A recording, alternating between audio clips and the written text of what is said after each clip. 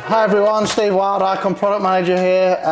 Lucky enough to be in Western Australia with Icon WA State Manager Liam O'Connor. Liam, how are you? Very good, mate. How are you? Yeah, not too bad, not too bad. First time I've been to Icon WA. Tell us a little bit about Icon WA, what you've sort of been doing over sort of the last few months. Oh, we've been obviously quite busy given it's sort of footy season and netball season as well. It's just a busy time for us over here in WA, and we're making our strides around the Icon WA community and doing some good things. So yeah, lucky enough we've got a couple of good staff members in John Wells and Lachlan Pratt on board as well. So yeah, we've got a nice little trio over here doing good things. Yeah, it is. It's good. It's good to meet the team today, actually. It's the first time I'd met Praddy and yourself, actually. So no, it's been good to spend the morning with you.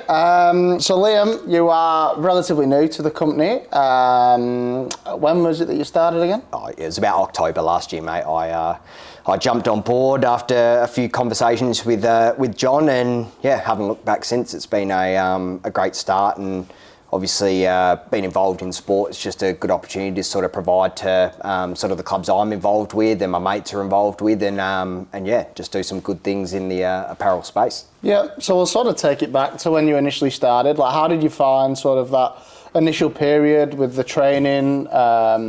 I guess it was a totally new industry. I know that you've sort of been around like professional sport and wore those sort of garments, so you probably did have a little bit of a head start on other people. But how did you find it coming into the business, like with obviously John training you?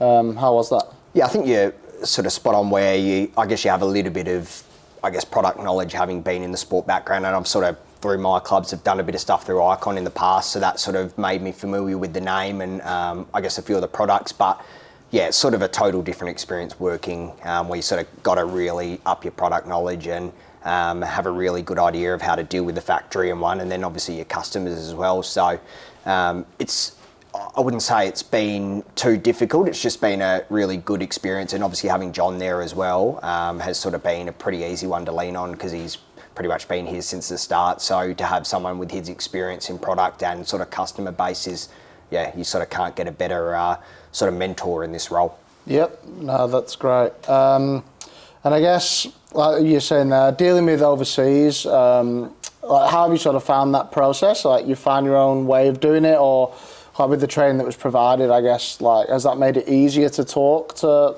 those factories? Yeah, I think that's probably, I guess, your initial challenge is working out the best way possible to sort of get across what you want and what the customer wants to the factory. And with that sort of does come its challenges, obviously with language barriers and just trying to get used to obviously the coding system and different fabrics and so on. So yeah, there's been a combination of you sort of learn as you're going, and then also you've got guys like John, as I said, who you can sort of lean off and give you little tips as you go. So yeah, it's just, as with anything, the more experience you get, you sort of progress and become better with time. Yeah, so take me through just a typical day of a midweek day of Liam O'Connor. How do you structure up your day? Oh, look, I get in here reasonably early just to avoid the traffic and bits and pieces, and yeah, from the start of the day, you're sort of just running through obviously all your emails, you're making sure your customers are well looked over as a starter, and then from there our factory sort of comes online midday. We're trying to get things done, whether it's designs or order sheets or print sheets, and get them checked or sent off to customers. So it's sort of just staying on top of all those things and not sort of letting your emails build up where then you're sort of playing catch up. And then from there, obviously we have orders come in and out. We're trying to, speak to new clients, speak to existing clients. It's just a matter of obviously a degree of customer service, and then that other part of it where it's speaking to the factory. So on a standard day, we can be quite busy and your task can go from one to another pretty easily, but yeah, it sort of keeps it interesting and it keeps you on your toes, I guess, as well. Yeah, and you definitely strike me as the type of bloke that would sort of work those extended hours if needed as well. Oh, if needed, and I don't charge John for the overtime, but look, it does get done, and I'll just make sure I CC him in on those 10:30 PM emails just so he knows. Yeah, no, that's good. And I guess with you joining in October, a little bit different for you. You were sort of throwing a bit of a curveball with playing in the BBL or being part of the BBL. Like, how did you sort of make that work for yourself whilst obviously being a full-time employee at Icon WA? Yeah, look, I think same thing again, having John there in the same team during BBL is, I guess, a blessing in disguise because we're able to sort of chat and I could lean off him if anything was required whilst we were away. That could have been challenging if we were sort of in separate teams or, if I was away and he wasn't or vice versa. So for my initial startup, I think I found it quite beneficial that, we're on the road and obviously that has its limitations of when you can answer emails because you're sometimes training or got a game. But it worked out quite well for us where we sort of had that bit of downtime and we sort of kept on top of our customers and obviously having Lachlan here in Perth as well, doing our deliveries and anything else that was required from a face-to-face customer point of view, it worked quite well. So yeah, we stayed on top of it and had no issues. Yep, beautiful. So you're still playing sport? You play cricket for? Bayswater and Morley, yep. And also football, I did get told as well. Yeah, a bit of footy for Kingsway, so yeah, reigning premiers in that as well. So I keep myself busy and obviously I enjoy sport, so this tying in with sport is just it's all well my end. Yeah, that's great. So what I want you to do is I want to I don't think it's too much of a challenge, but I want you to just talk me through the process of a customer coming through that door and sitting down in front of you, sort of to then where we're at today. As we can see, you were unpacking a lot of boxes, getting things ready for customers to pick up. Talk me through sort of how that whole process sort of works. Yeah, I guess as a starting point, if we're sort of got a new customer on board, it's just sort of, I guess, providing our sort of process and what we go through, which obviously starts at sort of that design stage. You're providing prices, you're providing sort of some fabric information as well. So it's trying to work with them on the early stages just to find out what they want. So you sort of manage their expectations, and make sure that we're sort of giving them, I guess, the best product and what sort of product they have in mind, because you can easily sort of lose, I guess, that in sort of your own design process, and you could probably provide them what you want, but it's not necessarily what they want. Yep. So it's just making sure there's clarity and,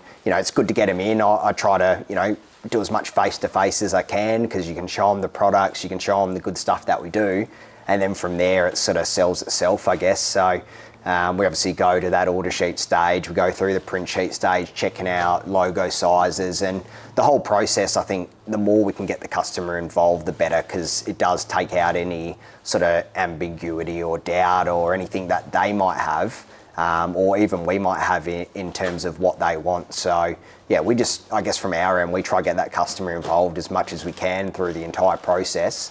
And then there's nothing that sort of is left to chance or left to, I guess, disappointment. So we know we do good products, and at the end of the day, we just want to make sure we give the customer what they want. So yeah, it's a pretty, I think, good process that we have where it sort of ticks a lot of boxes, and yeah, it sort of leaves anything that potentially might be, I guess, a disappointment or an unknown to a customer out the window, where we can sort of show them as much as we can by providing them samples or just keeping them in the loop with sort of print sheets and bits and pieces. So yeah, I guess from start to finish, it's just, one, managing expectation and just keeping them in the loop.